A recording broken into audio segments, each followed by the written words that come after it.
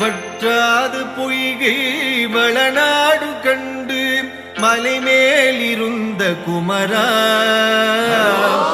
உற்றார் எனக்கு ஒரு பேரும் இல்லை உமையாள்தனுக்கு மகனே.